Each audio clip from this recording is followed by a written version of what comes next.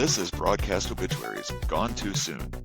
We exhume a short-lived TV series, episode by episode, give it a proper eulogy, and answer the burning question, was it canceled too soon or not soon enough? Analysis, nostalgia, and our final verdict on TV's fallen heroes. Welcome back, everyone. I'm Rob. And I'm Aaron. And today we're going to talk about episode 2 of Kindred the Embraced, Prince of the City. So let me read the description to this one. So in Prince of the City, episode 2, Julian, the Prince of the City, prepares to defend his throne against the vicious Kindred mobster Eddie Fiore. But a beautiful and captivating reporter named Caitlin Byrne distracts Julian. Frank gets way too close to the secret of the masquerade. So that will be the episode we discuss today. But before we jump in, Rob, what's new with you? What's going on? What are you watching? What are you doing? What's new with me? Man, I wasn't expecting that. I know.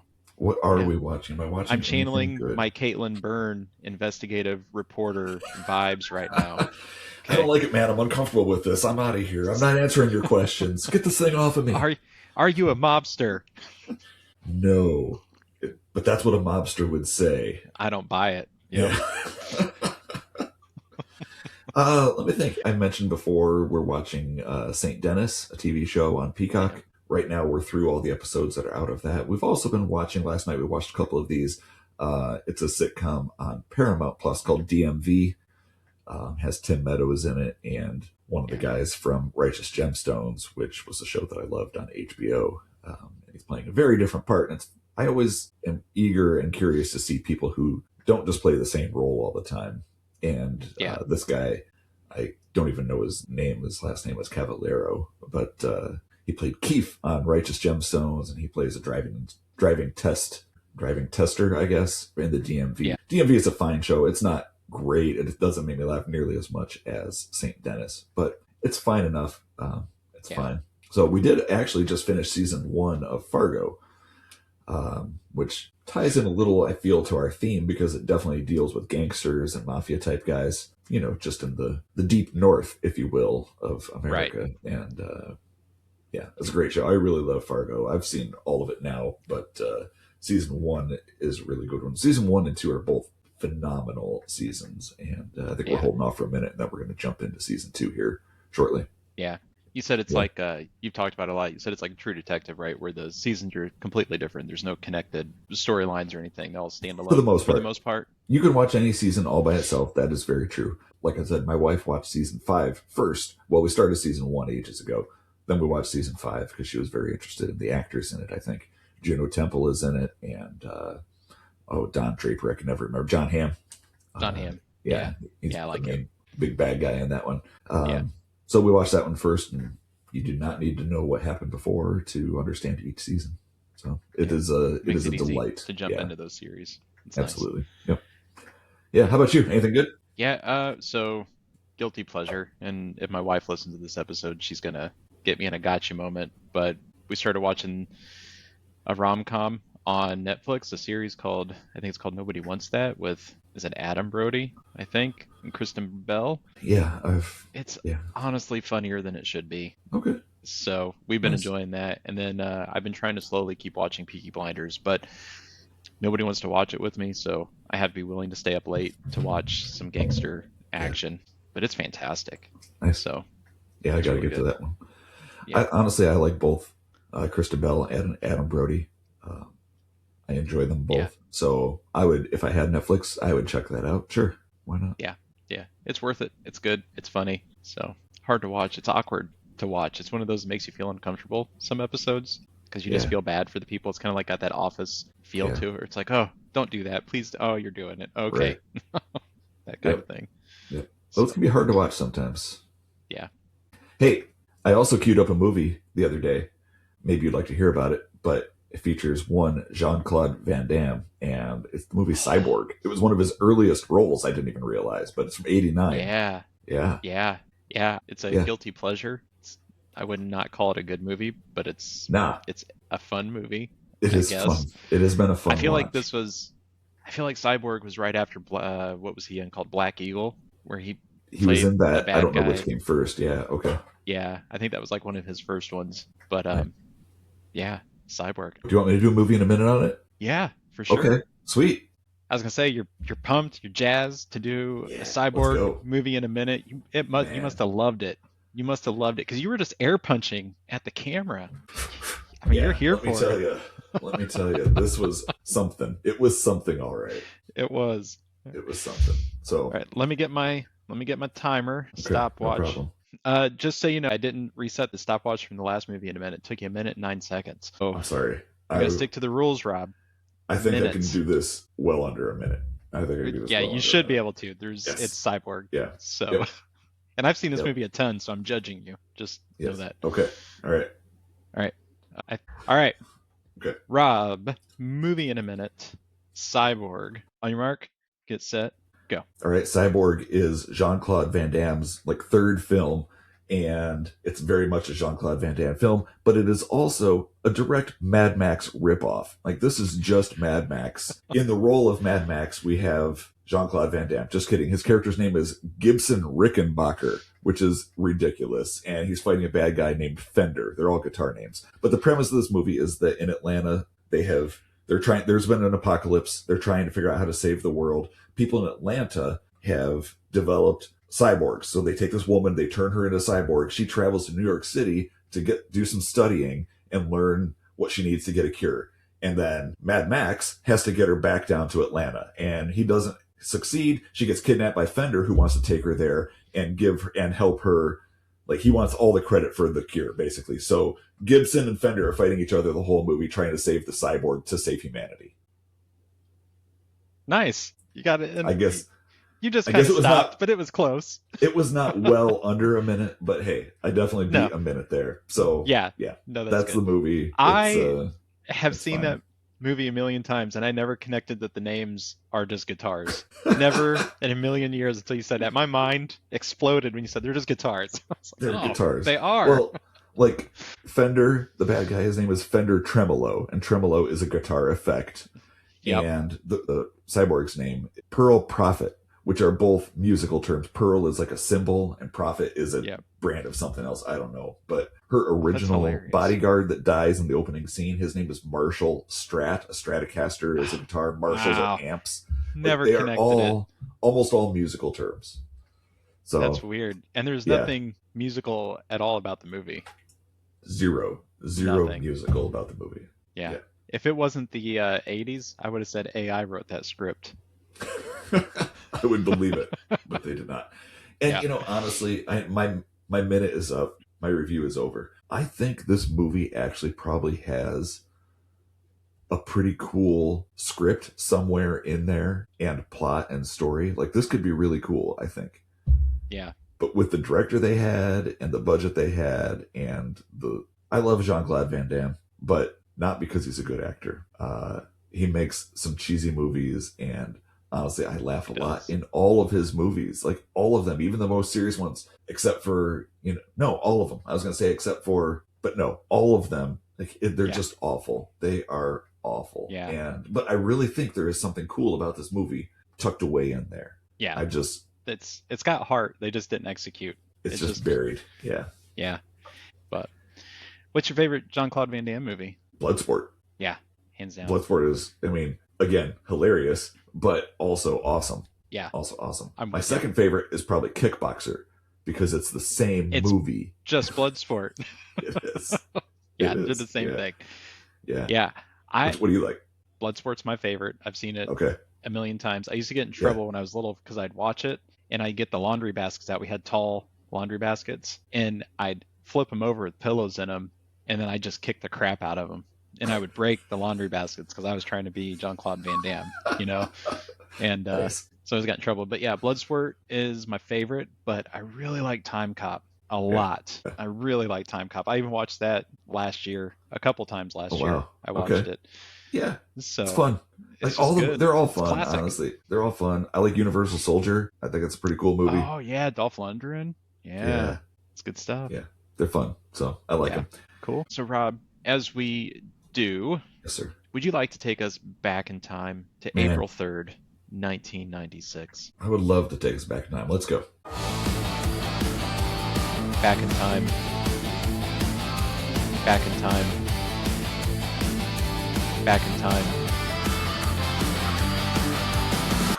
It's not just because these are my segments here, but I really love the back in time. I love doing the research for these things, and I love talking about it. Like, so many memories and feels going over a lot of this stuff. First, let's talk about the box office. So, the week of March 29th through April 4th, 1996, honestly, it looks exactly like the month of March. Like we talked about the month of March last time overall. The movies did not change. Our top 3 movies, we have Executive Orders. That's the Kurt Russell and Steven Seagal movie. Sergeant Bilko is number 2, Steve Martin. Yeah. And The Birdcage is number 1.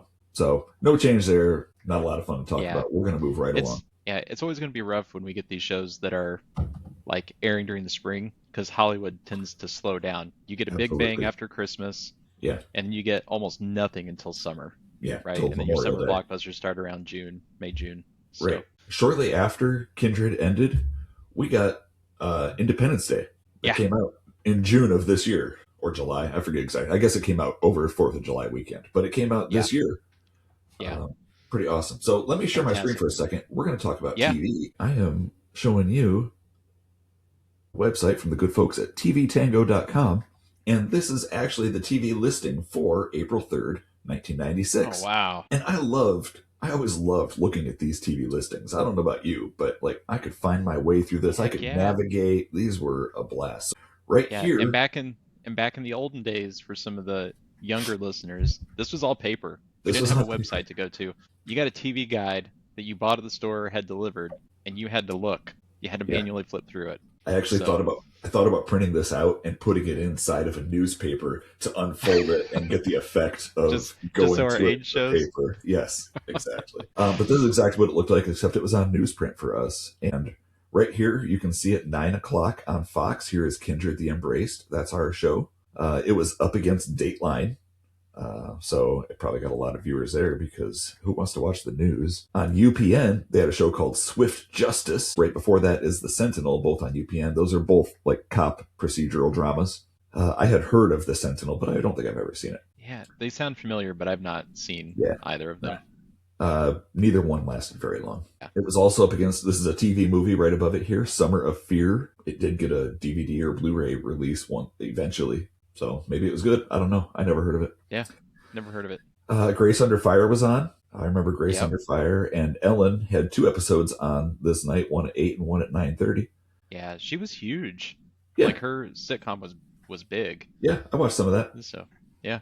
This show here on ABC, it's called The Faculty. I think it lasted 7 episodes, about as long as Kindred. Neither one lasted very long. They both died off. You can see Beverly Hills 90210 was still on the air at this time. And JAG, I think, was just kicking off right around here, maybe within a season or 2 of this. So lots of fun stuff over on the WB. We got Sister Sister. I used to watch that with Tia and Tamara. Yeah. And I never really watched The Parenthood. That wasn't my thing. The Wayans brothers, I watched some of their show. And Unhappily Ever After, I saw some of that as well. So this just looking at this really brought a lot of memories back to me. I didn't mention Dave's World. That was a show about Dave Barry, the comedy writer. He had a feature in the Miami newspaper, and they made a whole sitcom out of him. Have you ever heard of this show following Dave's World? It's called My Guys. Never heard of it. Lasted 2 episodes. Tonight was the pilot. And they got one more, and they were like, nope. So it aired right before Kindred on a different channel, but aired right before Kindred, and then the next week, and never again. And you can kind of get a little feeling of the tie-in here. We had Beverly Hills 90210, which I guess I never knew was a Fox show, but it aired from 8 to 9, followed right by Kindred the Embraced. So really, like, it was definitely the whole feel of like the soap opera. Yeah, we had kind of a teen soap opera followed by a vampire mobster soap opera, one right after the other. Yeah, and more adult. Kindred is probably more adult, so 9 o'clock hits that, that window. Yep. So I thought that was a neat little thing when I found it yesterday. Yeah, pretty interesting, I thought. So I'm going to stop sharing that. And that was our TV segment. I have one more part of Back in Time. I don't want to take all our time up on this here. It's okay. We'll just edit you out. Good idea. So in the U.S., the #1 song was Because You Loved Me by Celine Dion. And that was a song in a movie, Up Close and Personal, which I think I might have mentioned last week. It did not appear in our charts for this week. However, in the month of March, it was a top movie. In the UK, the #1 song was Firestarter by The Prodigy. That was kind of a wild one. You remember Firestarter? Wow. Yeah. Yeah, that's a callback. I completely forgot about the song, honestly, until I read it here, and then immediately comes back. I remember the video to that one clearly. I mentioned before I did not watch a lot of music videos, but that one I saw somewhere, and wow, yeah, it was a thing. It was. Look it up if you're not familiar with it, people. Yeah, it's wild. It's wild. Some other popular songs at the time. You'll remember some of these. Mark Morrison, The Return of the Mac. Remember The Return of the Mac? Yes. Yeah. I do remember that. It's a cool song. It's a cool song. I like that one a lot. One of the I don't know if it was the actual first, but one of the first Oasis hits came out. Don't Look Back in Anger. Yeah. It's a good song. Oasis is huge. Yeah. It's a good song. A lot of good music. Probably one of the biggest songs that, well, man, we got a couple big songs on this list here. This is taken from the top 40 for this week. And these are all just random ones on the list. But Rage Against the Machine, Bulls on Parade came out. That was a massive song. Honestly, I don't know how it performed as a single, but it's a great song. It is a fantastic song. You know, Coolio hits our charts. This is our first mention of Coolio on this show, I believe. But he had the song 1, 2, 3, 4. You remember that? You remember that? I do. Each woman on the floor. Yep. Gotta get up to get down. You remember? You remember? Oh, I remember that song. I'm already singing it in my head when you said that. Good. Yeah. All right. After that, we had Alanis Morissette with Ironic. And this album came out when we were talking about Earth 2. It came out like a year before this, and Ironic was still pretty high on the charts as a single. And we had one more song come out, a pretty popular song, very catchy, Presidents of the United States with Peaches, which, in my opinion, is one of the dumbest songs ever written. I agree. Thank you. I appreciate it. Dumb but catchy. Dumb but catchy. Agree on that. Yep, it'll stick with you. So that's our Back in Time. Thank you for indulging me, and that's all I got. Thank you. Awesome. Yeah, Back in Time. I love those. I love going back down that road of nostalgia and just, so many things you forget about. Coolio. What happened to Coolio? He did a stint in like police procedurals, I think, for a while. Yeah, it seems familiar. Didn't he? He was in something, and then it just kind of disappeared. If you ever watched the theatrical release of the amazing Marvel pre-MCU movie Daredevil, starring Benjamin Affleck, you might not know that Coolio actually had a role in that movie because he was completely cut from the theatrical release. But the director's cut features a subplot with Coolio in it, which is pretty neat. So I have both copies of that movie. I like it, honestly. I think it's a very fun movie. I do too. I prefer the director's cut. Yeah, it's better. I think it's great. But yeah. I forgot he was in the director's cut. I forgot about that. Yeah. Yeah. Pretty neat. Jumping into our episode of Kindred the Embraced, Prince of the City. So this is just a soap opera. So I've got a scene breakdown, Rob, but I'm just going to go through the parts that I thought were interesting or things that I kind of might want to pick on. So jump in if I don't hit a scene that you wanted to talk about. Because like a soap opera, there's a scene every 10 seconds. And something that was really interesting in this episode is like every 10 scenes, when they would hit a commercial break, they would have to remind you of what show you're watching. Yeah. And the title screen would flash up, Kindred the Embraced. It was just ridiculous. They don't do these days. And I was wondering if they were like half a minute too short and they were just putting that title card up there with some music to fill like that half minute and segue, I don't know, maybe. I mean, the episode was 46 minutes, but I guess that's with their title card placements. Yeah. So maybe they were just a little short, but I don't know. We'll see if they do it in the other ones. Yeah. So, and sometime we should do a speed run through an episode and just run through all the scenes as fast as we can, just because I think it'd be funny, just to rip through it. It would be funny to be like, what? Now there? What? Huh? Yeah. It would be funny. But yeah, so we open in this one with Frank and Sonny, and remember Sonny is his partner and a kindred. So in kindred, that means he's a vampire. So when we say kindred, it just means they're vampires. I don't know why they don't want to use the word vampire, but they don't. But they are talking to their captain, police captain, I forgot his name. You would recognize him from Cobra Kai and the Karate Kid 3. Forgot the actor's name. I had it wrote down, but I can't see it in my notes, but you would recognize him. Should I look it up real quick? Nah. I am. Okay. No. I think, does he play Lieutenant Quan? I think that's his name on the show. Yeah, Lieutenant Quan. Okay. And he's played by Yuji Akamoto. Oh, yeah. Yeah. But basically they're talking about this guy named Polly. He's, typical mobster. He's not a kindred. He's just, gangster who's lined his pockets with union deals, and they're talking about how they're going to bring down Eddie Fiore. But this whole scene to me was honestly just silly. It's funny, as I watch this episode, I find the vampires more believable than the humans, just because the way all the humans talk, it's just absurd. The way that the humans talk is so thick into the noir style Yeah. that I can't take it serious. Like every scene with No. them, I just want to laugh at them because I'm like, Yes. nobody talks like this, nobody behaves this way. Well, in this opening scene, Lieutenant Kwan is like, Frank, are you going to be able to pull it together ever since your girlfriend died? And then Frank's like, so Paulie's headed down to the docks, and we got to make sure that we're Yeah. there. And I'm like, he asked you a question, and you completely ignore him. Yeah. And move on to this They other don't- topic. Yeah, and it happens all the time. They Yes. just only acknowledge what they want. And every Yes. time they talk about Alexandra's death, you'll notice it's really funny. Since your girlfriend caught on fire or burnt to death, they have to like remind you that it was Right. bad. The way she died was pretty terrible. Ever since she went up in flames and then drowned herself. Yeah. But Thanks for reminding me. Yeah. Also, he's really shook up. When did he have time to go get a haircut? It seems to me that if he is that eaten up, like his hair is totally different than it was in the pilot. Frank, I mean, like it was Yeah. kind of long and shaggy. If he is like supposed to you're be, right. if He he's was a little more supposed to be clean. the cop who's like hitting his low, like just bottoming out here, why would he bother to get a haircut? His beard should be growing in, his hair should be a mess, but he looks better than ever. I mean, this guy is Oh yeah, he looked putting it he together. looked like he looked fine to me, like he's not Yeah. struggling with it Yeah, at all. But everybody not at all. wants you to know that he's struggling Right. with the fact that his girlfriend is burned alive. Yes. So, And then drowned herself and then drowned herself. Yeah. in the bay. Yeah. Which is Okay. weird. But Yep.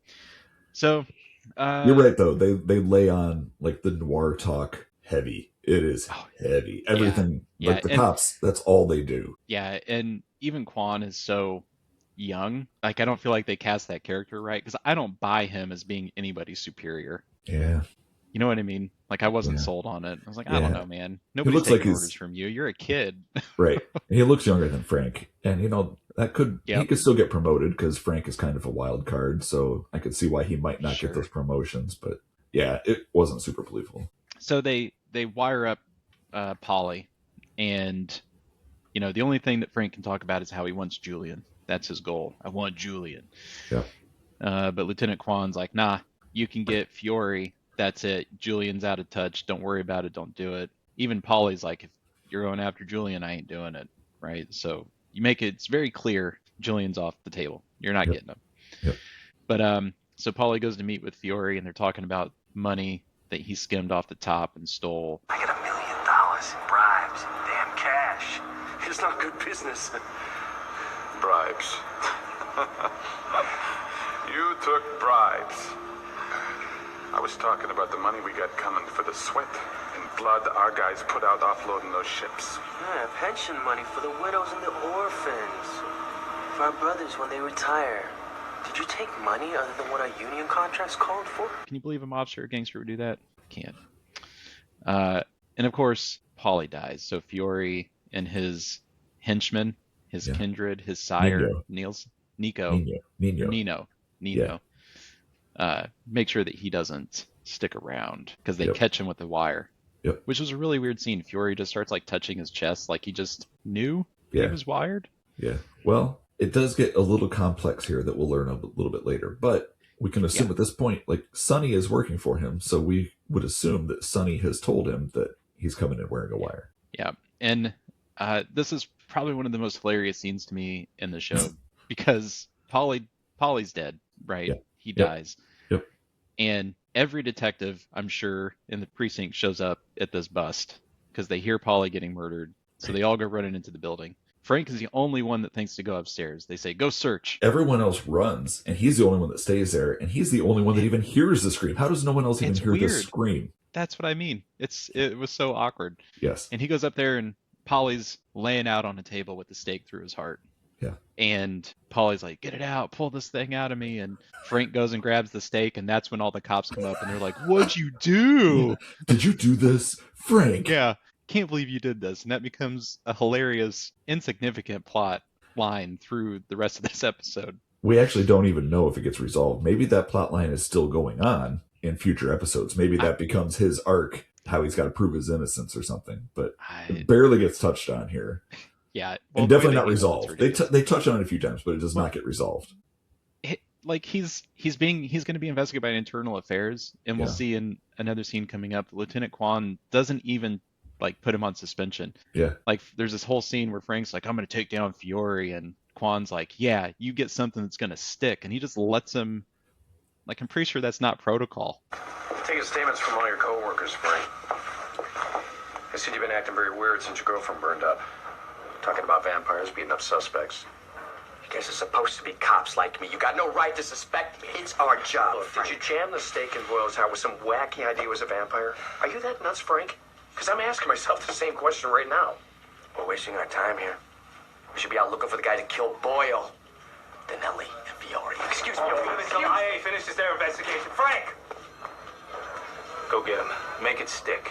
Doesn't he need to answer these questions? This is a typical investigation. Typical, totally typical. Yeah. I know in all the shows and books and everything, everybody hates IA. They hate the internal affairs guys because they're the traitors to the other cops. But it's procedure you have to go through. And he's just... Well, it was just funny. It was funny. Yeah, in this universe, you can just ignore them. Yeah. They can do their investigation without your cooperation. That's fine. Yeah. So I also got to meet Sasha for the first time. You saw her in the pilot you watched in an incredibly uncomfortable scene, it sounds like. Awkward. Yeah. So we get to meet her. She's in jail, and Julian shows up to save her. Apparently she beat the crap out of some cop who she thought was just an abusive thug. Sounds like he was still just an abusive thug, but she takes him out. She's not as I imagined when you described her appearance in your pilot, in your version of the pilot. Yeah, I don't know what I was expecting, but she was a little more tame than I assumed she was going to be. There's definitely differences between the pilot and this episode. Things were different over there in a lot of respects. Frank got a haircut. Sure. Sasha was a little bit more of a wild child, even in the first episode from this. And she's still, she's on the prowl. She's on the prowl. Come on. She's looking for trouble. She's looking for a man to get her in trouble. All this kind of stuff. It was worse. All of it. She does. It was definitely more exaggerated in the first one. So your image of her from that episode may not be wrong. It's just different now for sure. Sure. Yeah. And you hit on it. She does find all those things. She gets back to Julian's house, and Cash, the new gangrel enforcer, shows up on his hog, on his motorcycle, and she just looks. She's like, "Oh, that's tasty man down there," and they're standing on a balcony through this whole scene, and I think that's what made it funny to me is because Cash gets off his motorcycle and he walks around and he's looking up at the balcony and he starts laying on some of the lines. Yeah. They're flirting. They're flirting from ground to balcony. And Julian's just hanging out next to her, listening to it. Yep. And Julian is not having it. He basically warns Cash off. He's like, "Nope, you're leaving her alone." And it gets really awkward in here when they keep referring to people who are different kinds. We're not the same kind. Whoa. Yeah. That's a little weird, the phrasing of this. She's like, "What kind are you?" And he's like, "I'm a gypsy. Gypsy blood. And we stick together." I'm like, well, that's okay. It's weird. All right. Yeah. It's just weird. Yeah. There's a lot of innuendo with how they reference themselves if you're a vampire or kindred, because they're subconsciously telling you I'm not human, but then they have to try to hide it. That scene too, where that takes place with Cash and Sasha. So Sasha drives a motorcycle because she's a bad girl, so she would. Right. And one of the other scenes where she encounters Cash, he's checking out the motorcycle, and there is so much innuendo. Yeah. In that scene with Cash trying to hit on her because she's like, "What'd you think about my bike?" And he just lays it on. He's like, "Well, it needs an inspection every now and then, but it's got a good frame." And it's just like, wow, man, you hit it all. Yeah, every bit. It was hilarious. Yeah. It was hilarious. I don't know if you noticed in that scene, she wore a dress. Just thought you should know. Just for him. That's right. She calls it out. She's like, "I'm wearing a dress." He's like, "Yeah, I got eyeballs. I know. I can see your gypsy, dress." though. Right. So we got to stay apart. We got to stay apart. Yep. I'm not your kind. Yep. So the Cash and Sasha, that's about where it goes through the show. So I don't know. We'll come back to it. There's a couple scenes, but I don't think there's much more there. That There's going to covers be that. some romance between them. Oh yeah. Even though like Julian warns him off again later, he's like, Well, I would like it if you Sasha's took not my going to let niece it home. happen. No, she is. Yeah. She's getting that. Yeah. She's getting what she wants. That's right. Yep. Yeah. So, let's see. So we also get to meet Caitlin Byrne, investigative reporter, in this one. This is what's always weird to me about vampire movies is the vampires are always just so promiscuous. I was pretty sure that Julian and Lily of the Torador clan were going to be like a real thing, but it's very clear once Caitlin shows up that Julian's like, yep, I'm into this. Well, I think Lily does want to be a thing with Julian, even if it's just the way that she gets her power, like if she wants the power by being close to him. Right. But she is clearly jealous of Caitlin, even though Julian basically through 3/4 of the episode, he's like, I'm going to use her to put out the stories that we want, that, you know, she can blame Frank, say that Frank is a wild card and get him fired and all this stuff. But clearly he is infatuated with her and into her. And even by the end of the episode, he's like, I got to have her. Like he's talking to Archon Rain and he's like, no, there's something about her. I'm drawn to her. So he admits it by the end of the episode. But yeah, he is clearly into her. Side note, I don't know if you recognized her. I assume that you might. But the actress who plays Caitlin Byrne was a regular on Briscoe County Jr. She looked really familiar to me, but I couldn't place what she was from. Yeah, Briscoe County Jr. She was, I think she dated him like in 1 or 2 episodes. She was probably, and then became like a sidekick. Yeah, probably not an immediate love interest, kind of a love-hate relationship if I remember right. But we should watch Briscoe County sometime. I know. We need to get a good Western on here. I agree. That'd be worth it. Yep. Yeah, so Caitlin, that whole piece is really, I mean, we could talk about that in one chunk. So she's investigating Julian. She wants to know who he is, where he comes from, and she knows everything about him, or she thinks, right? She's digging up stuff. Lily's a little nervous about her. She's competition, right? Caitlin's some competition. So I think you said that. And throughout the episode, you know, Julian's struggling with his attraction towards her, but he also wants to help her. You'd make an excellent editor. Smart, relentless, consumed by your work. You bought the paper? Your name does not appear on any piece of paper saying that. It was purchased by several corporations, who are owned by other corporations, who are owned by me. You're a little scary. That part kind of sounds like a rom-com plotline to me. Like some billionaire wants to get to know this girl, so he comes in and buys her newspaper. And just so you can meet her. I don't know. Yeah. But they have some moments along the way. They have the classic, you can interview me, but for every question you ask me, I get to ask you a question as well. And Julian takes it off the rails immediately. Caitlin's asking good questions, and Julian's like, when was the last time you had a lover that wasn't a one-night stand? Yes. It's like, really, man? That's where we're going? It is exactly where he went. Yeah. Yeah. She thinks he's a gangster because she can't find out any history of him whatsoever. So she's asking all these questions, digging into his past. And he's like, so tell me about sex. That's all vampires think about, I think, at this point. Traditionally, I mean, going back to Dracula, Bram Stoker's Dracula, and I don't mean one of the movies called Bram Stoker's Dracula. I mean his novel, Dracula. Vampires, like, there is a lot of allegory with sex. That's just what they are. Yeah. I did think it was funny in that scene with the interview, though. She's like, I'm not standing for this. I'm out of here. Like, she's kind of innocent, which they show us later in the show by showing her asleep holding a teddy bear. So they are showing us that she really is a very innocent woman.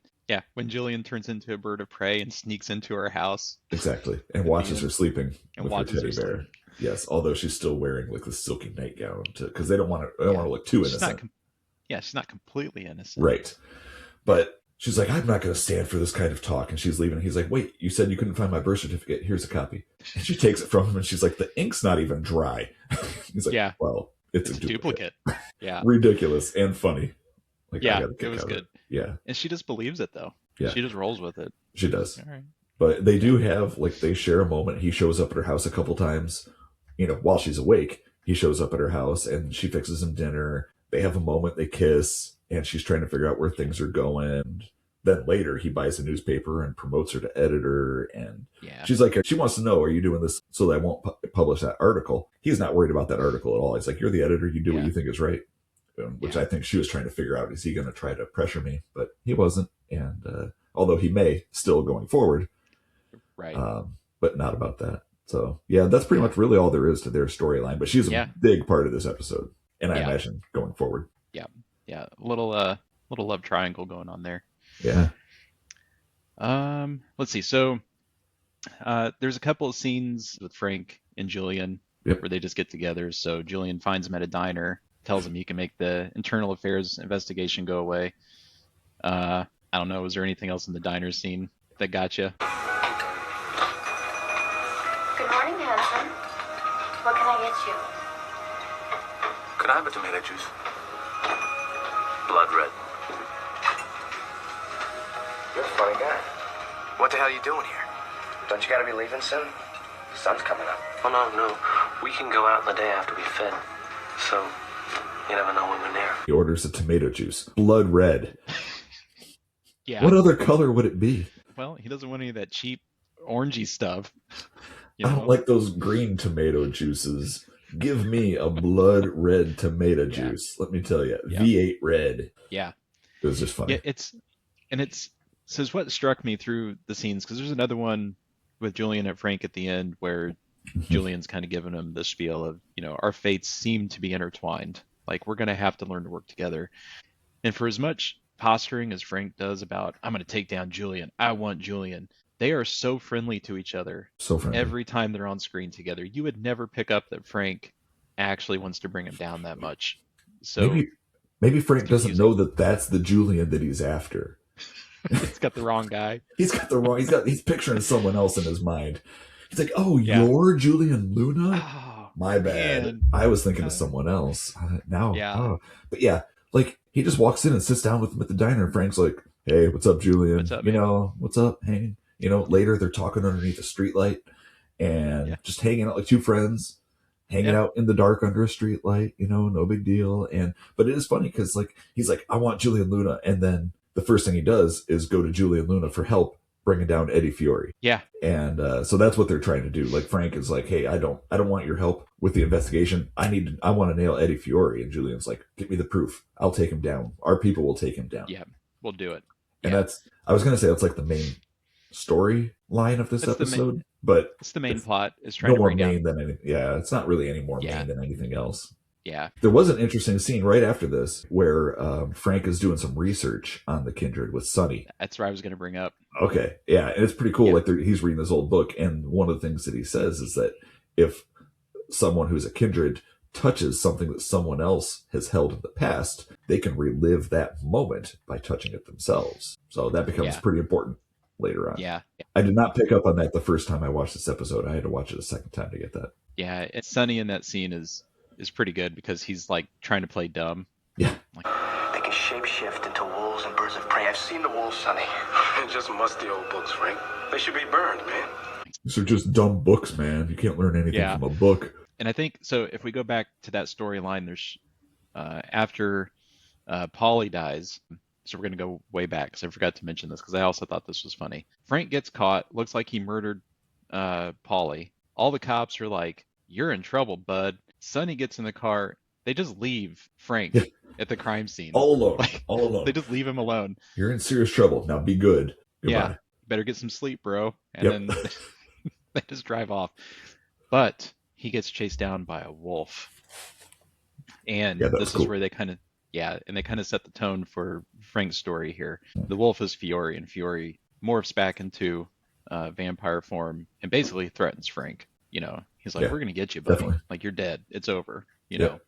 He says, stay away from me. Like, quit coming after me or Julian Luna won't be able to protect you. Like, I'm going to take you down. Right. Yeah. We know that's not going to happen. We get some snippets of Fiore and Nino following Frank around, right? Like, let's follow him. We're going to get him. So you get some of that, so you understand that's going to happen. They even jokingly say maybe they should embrace him, which is what they call it when you turn a human into a vampire or kindred. They're like, maybe we should embrace him and send him after Julian then. I'm glad you brought that up because part of the scene with Frank and Sonny, when they're talking about the history of the kindred, they talk about the process, and it seems pretty different from what vampires normally do. So in the process of turning somebody into a kindred, you drain all of their blood, and then you fill them with vampire blood. Yeah. And that just seems not how vampires work. I thought it was just like zombies. You get bit, and it's a virus or something that's transmitted, and you turn. Yeah, even in Dracula, like a vampire can feed off of a human without necessarily turning them. But yeah, that's still not the process that you would do to actually turn someone into a vampire. Yeah. Okay. So, but maybe some of this stuff, maybe it's from the game. Vampire the Masquerade. I imagine some of it's from there. Yeah, for sure. And I'm not super familiar with all that. We get another cool scene where Frank goes to the Haven, so Lily's bar, and he's going to talk to Julian. And he essentially hands Julian a ring that apparently Fiore and Nino couldn't get off of Polly's hand. I assume they probably didn't have time, right? Because Frank makes a point of saying, they took everything else off of him except for this ring, and I got this ring. But it was stuck on there. That's why he couldn't get it off, because he did try. It's important that he tried to get it off, because now he's touched it. Right. So he did try to get it off. And it was just Nino, because Julian, when they're talking, he's like, I assume you probably told your boy not to take anything off of the body. But of course he did. But he couldn't get this. And he gives him that little ring. Also, in that scene, Frank and Lily are heavily flirting. And I guess the Toreador clan that Lily is a part of, she says we're the sexy ones. Yeah. And she cuts his hand and licks his blood up. Yeah, and he seems totally into it. Yes. Oh, 100%. He's down. She says, what was it like tasting Alexandra's blood? And he's like, well, we'll have to talk about that sometime. Right. Like, he is all about it. Like, if anyone else mentions how she died or mentions Alexandra, like, he loses his mind and throws a fit. But she mentions it, and he's like, whoa, I think she wants me. Yeah. Boy, I got some stories. Yeah. It's weird. It was a weird scene. They're just, it's a soap opera, and there can't just be two people in a room talking to each other. Like, Julian has to be bare-chested and buttoning up his shirt, and Lily has to be pulling on her nylons, and Caitlin has to be laying there in her nightie. Like, nobody can just be normally dressed. It has to be sexy dressed or sexy dressing. Yeah. Like, well, that's real life, isn't it? Yes. I mean, I didn't watch a lot of soap operas growing up. I've seen them. I had babysitters and aunts and stuff, during the summers where I'd watch them, but I always thought they were silly. So it's a little hard to watch because it's so dramatic. There's a lot of me sighing when I watch this show. Yeah. So I'm just like, that's ridiculous. So Julian's got this ruby ring now, and we think we know where they laid that plot line out for you. They're going to use it to see who killed Polly. Before that, though, Frank gets back to his home, his apartment, and he finds a grenade launcher, it looks like, hanging out. And he gets a phone call from his mysterious kindred. It's Sonny. It's just Sonny. Right. And he's like, hey, that's a dragon's breath. Right? It's a phosphorus gun. Yep. You'll need it because they're probably coming to get you, Fiore. Right? It's coming to get you. Yep. Right before that, there was a very important scene. And Sonny goes to see Julian. And he walks in, and it's all very cold and formal, and he comes over and he kisses Julian's hand, and Julian is like, is that the kiss of a kindred or something like that? Or the traitor of the Prince of the City. And Sonny kind of smiles, and he's like, I told Eddie that I was going to betray you, and he bought every word of it. And it turns out, this is 2 episodes now, we have a major twist featuring Sonny. And the first one, we found out that he is actually a kindred, and he's working with Eddie to bring down Julian. And this one, we figured out he's actually working with Julian to bring down Eddie. He's a double agent. He's awesome. A mole. Yeah. It's really cool. Honestly, Sonny is becoming one of my favorite characters. Me either. Not at all. I like him. Yeah. And they talk a lot about even Sonny's willing to betray one of his own sires, somebody that he's turned. Well, and that's what Eddie thinks, because Julian is his sire. So he's like, he's my sire, but he's got to go. But no, he's working against him. He's working against Eddie. But it's just he's selling the story is my point. Yep. Like he's Sonny and Julian, when they're talking, like, Sonny admits, he's like, I like Frank, he's my partner, I don't want to see him get hurt. And Julian says, help him, protect him, and that's why he sends him the gun. Right. Probably the biggest plot line in this episode was right there. We jump to the conclave. The conclave is when all the clans are together, and Julian's called them together because they're mad at Eddie. Once again, he's risking the masquerade. So they use the ruby ring, and it was a little weird. Julian passes the ring around the table, was each of them looking into the ring to see who I don't did know. it? I couldn't tell. They don't they know. all look at this ring and they're like, "Yep, that's a ruby ring." Yep, And they just pass yep, it. I'm like, whatever. pass it Weird. around. Like, yeah, Yep. some guy's high They're school making a class show. ring. You're all taking Yeah. a peek into it. Okay. Yeah. Cool. And they set it in the middle of the table, and sure enough, you get to see the vision of Nino stabbing Polly through the heart. So they all know it. Yep. And It everybody's mad at proves that it's not Eddie though. Like he's not the one Right, who actually and- did the killing. Yeah, and there's a lot of pomp in this scene where they're threatening Eddie, like, if you killed him, your life is forfeit because you're breaking the masquerade and we don't kill humans and this, that, and the other. Yep. And Julian, even after seeing it was Nino, he still really wants to take Yeah. a vote on, like, so, hey, They you do, probably yeah. ordered this guy to kill Polly, so we're still going to vote on you. Nino's life is forfeit, Yep. right? We're going to kill him. Yep. But let's take a vote on you. And everybody goes around the table and they have to vote. And the vote goes, as you would see, Archon votes, your life is forfeit. You got to go, buddy. You're done. Nosferatu sticks to the law. Since Eddie did not actually kill Polly, he gets to live. Cash is like, you killed my kindred, the guy who made me. You got to go. So like he's like, give him to the Gangles. We'll take care of him, right?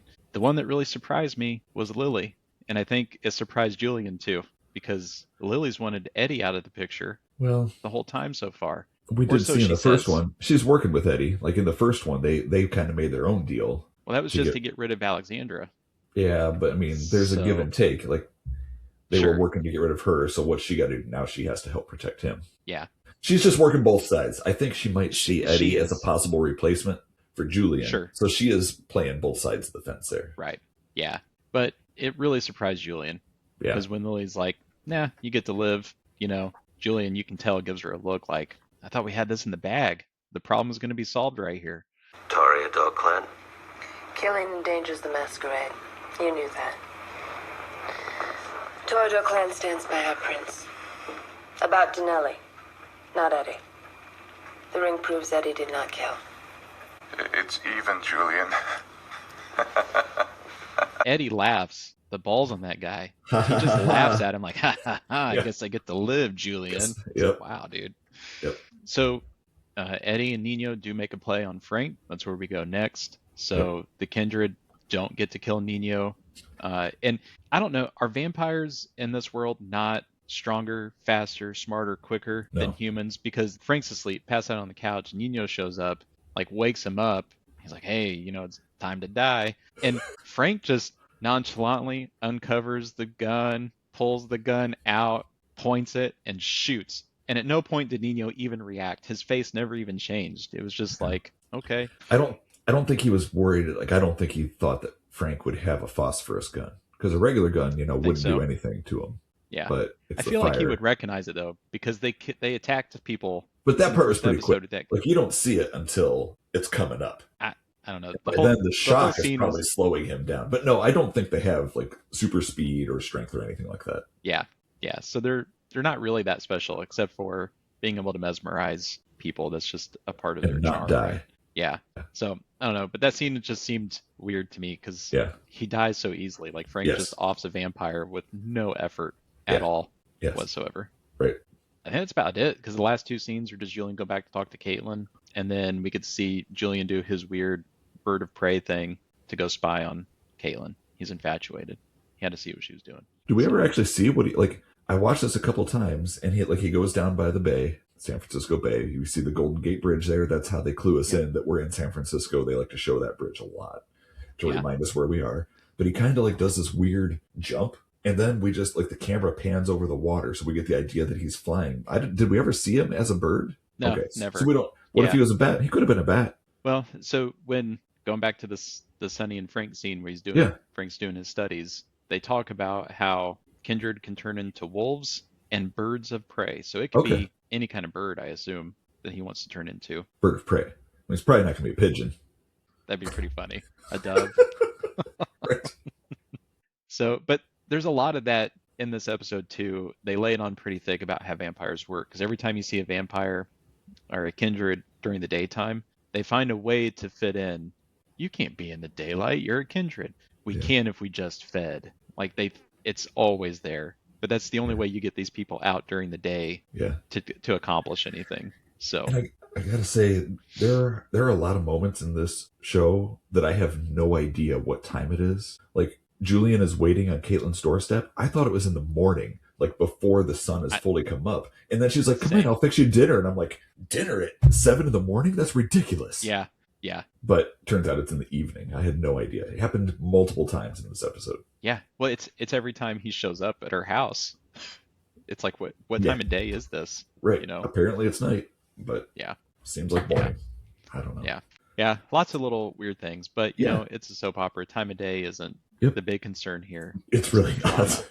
It's the drama. I guess it's just nerds like me and you that are like, what are the mechanics of this? How is this working? Like, we're more interested in like the mythology of the whole thing instead of the relationships.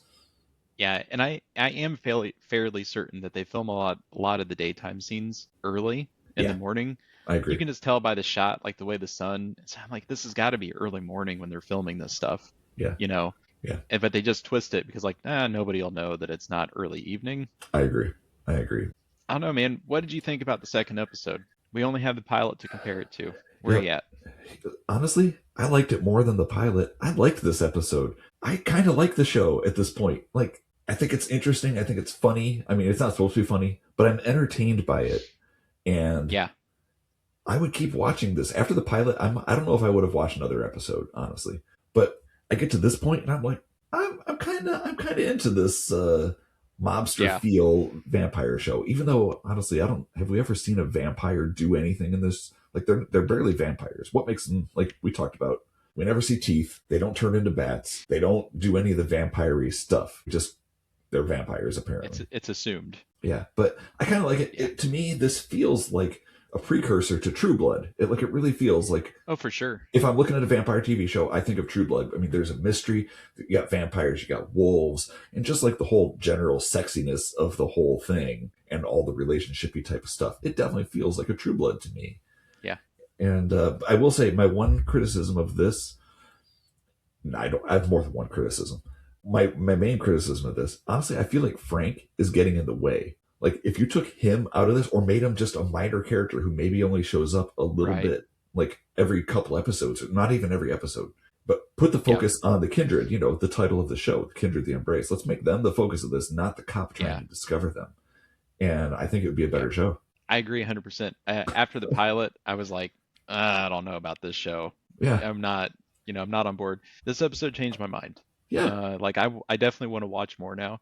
Yeah. I think part of what I really started to gravitate towards in this episode is how I love that they flipped the script. So typically when you see vampires, the vampires are the ones that are awkward and weird because they're not human. Yeah. So they make them stand out. But in this show, they make the humans so overly dramatic that I'm more interested in vampires because they seem so normal. Yes. I'm like, these humans are just bumbling idiots, but these vampires, I want to know more about them. Yeah. And that's what grips me is this, the way they do the writing for them. It's just really cool. I agree. I'm with you. It's funny. I was really counting on you being a hater here so that we wouldn't be in complete agreement. I don't know. I was like, I kind of like it. Aaron will hate it. This will be good. We'll have some conflict. Yeah. Yeah. The pilot just threw me. This episode was better. Now, there's only 8 episodes. Yeah. And, I don't know. I still might hate it, Rob. Okay. Right? I'm hoping. So I'm hoping. Because there are definitely a lot of problems. And like I said, I sighed through almost every scene of this show. Is like watching it, I'm like, oh God, really? Oh geez, really? That's what I thought every time. And just the number of scenes that we get through. Yeah. I mean, there's like 50, 60 scenes and they're all 30 seconds long. Yeah. I mean, it is flying through the script. It's soap opera, and it's just like, what is happening? It definitely is. So, and I'm not a lot of times, like, nothing happens. Like, you might have a long scene where absolutely nothing happens. There's no information given. And then you might have a 30-second scene where they tell you the most important thing you need to know. It's everything. The whole episode rests on this 30 seconds. So pay attention. Yeah. And I don't like that. I think that's... It's like, I don't know. It's writing to your lowest common denominator. It's the people that want to be able to watch it but not have to actually pay attention. Yeah. So you switch it quick. Everybody's got ADHD. Go, go, go, go, go. Yes, absolutely. So, which is funny because attention spans have only gotten shorter since the mid-90s. Like, it's probably because of soap operas. Probably is. Can we blame them to the decline of attention spans? All of us Gen Xers that were latchkey kids in the summers and watched TV all day long during the day when our parents were gone, we weren't allowed outside. Yep. You watched, your game shows all morning, Price is Right's at 11 o'clock. After that, the game shows are done, so you're just watching soap operas. Unless you're watching movies that you have on tape. Afternoon TV was terrible. Oh, yeah. It's either soap operas or talk shows, Jerry Springer, Ricky Lake. Oh, yawn. Until Saved by the Bell came on at like 4 o'clock. It was a serious dry spell. And then you had to find something to do. And 4 o'clock started your early evening show run, Oh, yeah. So, daytime TV. Ugh.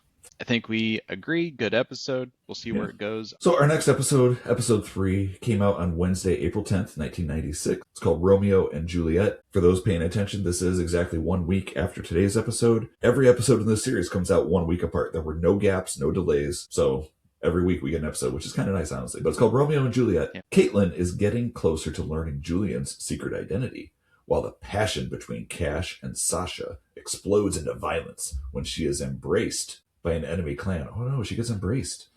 Igniting an ancient bloodbath and potential deadly feud. Sounds exciting. Sounds exciting, honestly. Awesome. Yeah. Definitely sounds dramatic and perhaps even melodramatic, but it should be exciting one way or another, I hope. Yeah.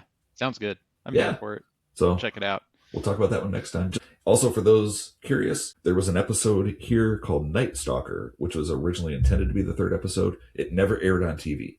We will probably watch that one at the end, since we are committed to watching these in the order that they aired on TV. We do want to watch it, so we'll watch it when the whole show is over. But so this will be the next one that aired, Romeo and Juliet. Yeah, I found it confusing because for Night Stalker, reading it, it's clearly the 3rd episode. Oh, really? That's a bummer. Yeah. So wonder why they skipped it. We'll have to dig into it. I'm not sure. Yeah. All right. Well, that's another episode of Kindred. And another episode of Broadcast Obituaries. Yeah. We're season 2. How do you think it's going so far with season 2? We enjoying Kindred? Love, hate so far? I'm enjoying Kindred. Kindred is going well, and I think our show is going well, So we had our special movie episode. We rolled right into this, and I'm having a blast. I hope the listeners are too. For sure. I hope you are too. Are you having a blast, Aaron? It's a love-hate with Kindred. There's things that I like. Yeah. It feels like watching a better version of Twilight, where I still want to sigh and say that's stupid every time something happens on screen, but I can't turn away from it. I can't stop watching it. So it's working. I like it. Yeah. Cool. It's like I'm being mesmerized by vampires, right? Maybe. You're dangerous. It works through TV and time. I know. It's amazing. Not okay. No. Yep. All right. Well, hey, we got to roll. I have been your host, Rob. And I'm Aaron. Thanks for listening today. Don't forget to like, subscribe, share our podcast, jump on the socials, follow us, comment, talk, do all the things. We're here for it. Yep. And we'll see you next time. See you next time. Bye, everyone. All right. Bye.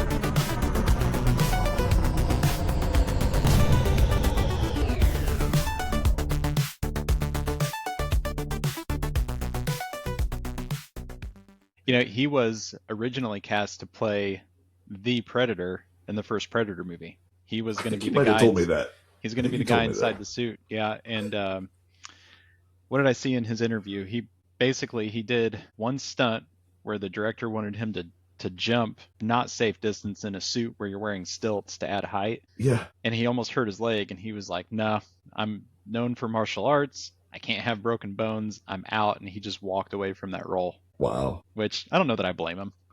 I wouldn't put myself at risk if that's how you're going to make money. Right. Especially in a role that could be done by anybody, because you're wearing a mask. Why hire a guy like that? Why hire an actual star? They should hire a stuntman for that in the first place. Yeah.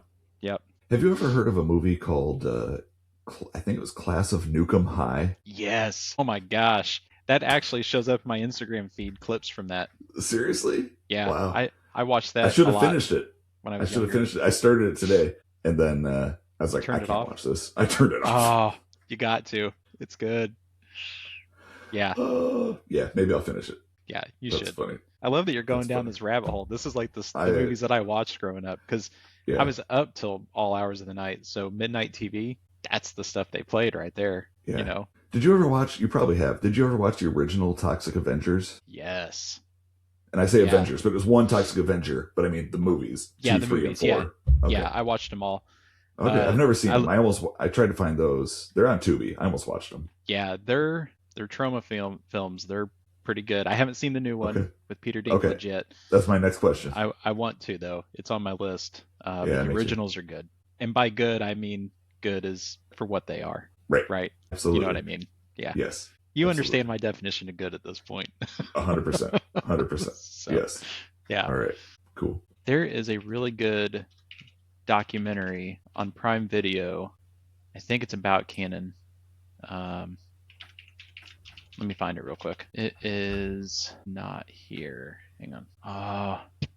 I'll find it and I'll text it to you. But it goes into the history of Canon Films and like how the owner would go. He would like throw these parties to get funding for the Canon studio, but he wouldn't actually have movies like lined up and ready to go. He would just find donors and he'd be like, oh yeah, I got this movie, and he would just make it up on the spot. It's going to star Sylvester Stallone and it's got this in it. What do you think about that? And then people would give him money and he would have to turn around and just figure these movies out. And on a lot of occasions, he would get Stallone to do these movies. Like they would just rush these scripts and people would come in and do them. And it was just like watching this documentary, it's the most 80s Hollywood thing you've ever seen in your life. And it's just like, that's amazing that's how they operated. That's awesome. Yeah, it was crazy. If you can find that, send it to me. I would like to watch that. Yeah, it's a good watch. Very funny. That documentary is called Electric Boogaloo, The Wild, Untold Story of Canon Films. Okay. Where is it? Is it streaming anywhere? It's on Prime Video.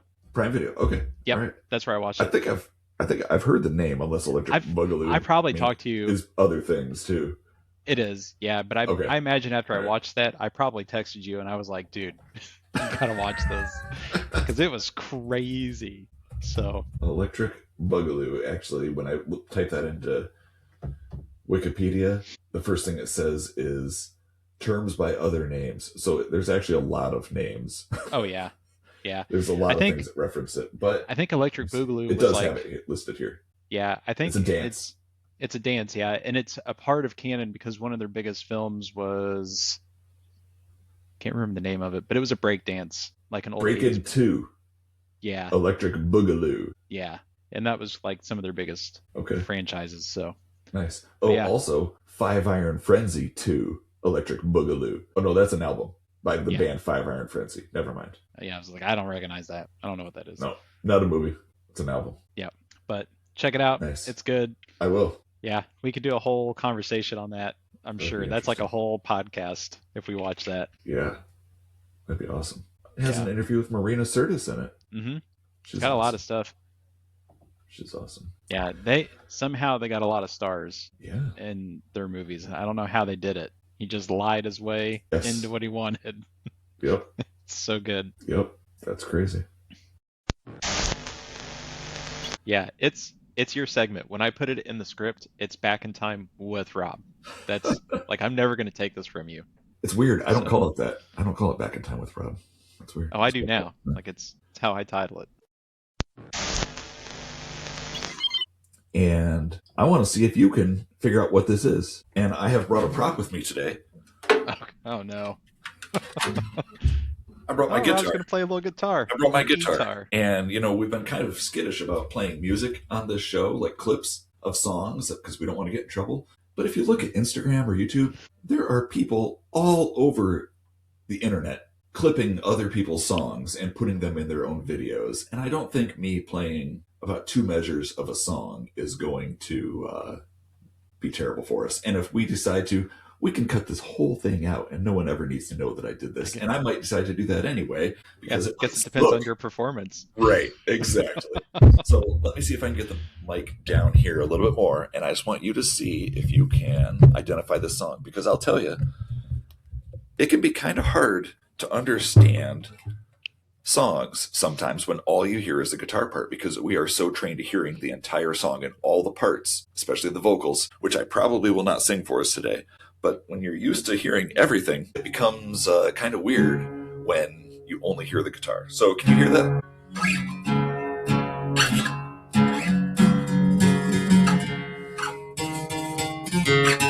Peaches.